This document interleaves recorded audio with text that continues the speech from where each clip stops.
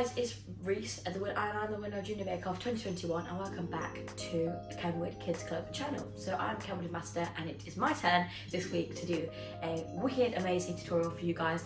And I thought, it's a little bit muggy at the moment, the weather's really horrible, you know, let's get something that's really going to amp everybody up.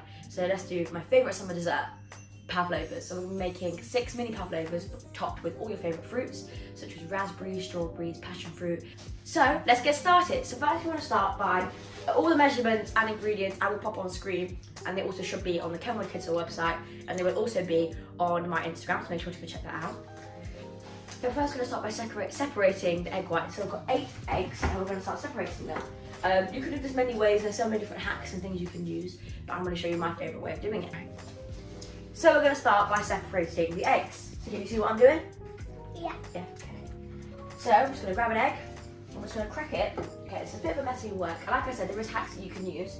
I'm just going to grab it. Using the 2 eggshells, you want to pour the egg white out and then chuck that egg yolk in between your 2 shells.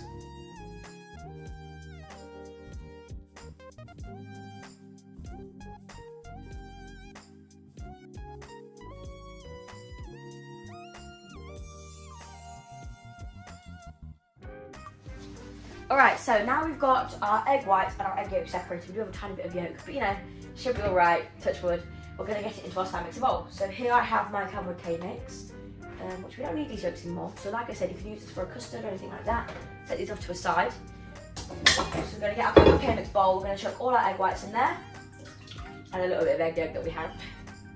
And then we're just going to start whipping. So you want to start whipping this on about a medium speed of 2 to 3, and then when bubbles start to form, we're going to slowly add our sugar, tablespoon by tablespoon. So let's get started.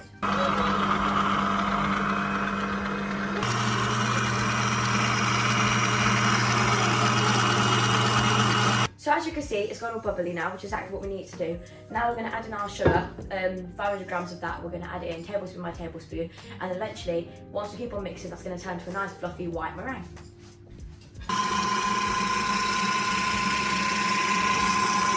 See that all the sugar's incorporated and it's very white and fluffy, and it's still a little bit liquidy. We need it to be thicker than this. So now we're going to put this back on the mixer and we're going to mix it for 8 whole minutes. So just leave it there, let it whip up for 8 minutes, and then until we see soft beaks form.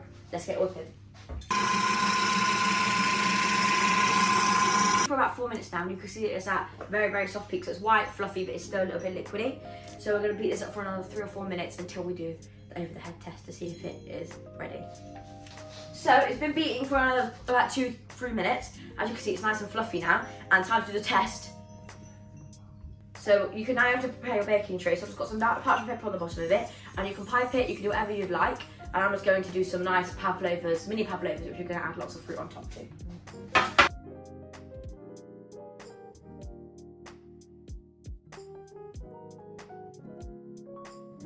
So now obviously we've got our little, like, what would you say, meringue patties. I'm going to actually just top them up a little bit more because I want them to be really full, really packed. Now this is where the boring part comes in. We now have to bake these for about 45 minutes. So we're going to bake them at 160 degrees for about 35 to 40 minutes until when you lift it up, it comes clean off it. Because we want it to be nice and not golden brown. We just want to have a little tiny bit of browning on the top, as well as it being nice, and crunchy.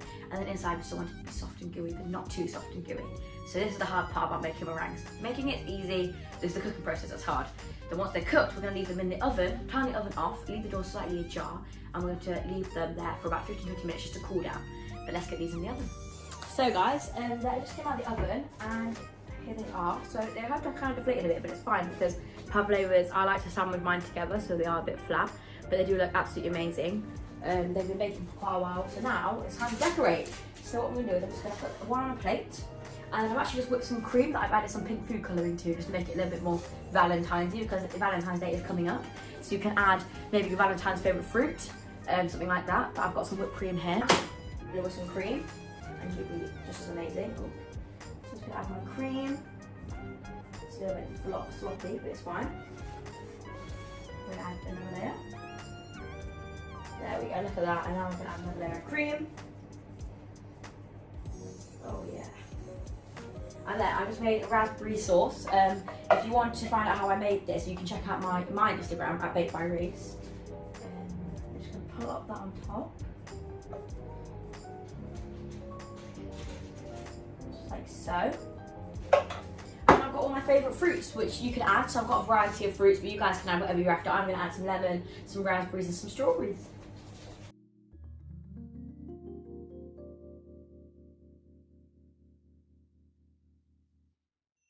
So we have our messy, amazing, easy pavlova. So it's just pavlova sandwich with cream and filling and lots of raspberries on top.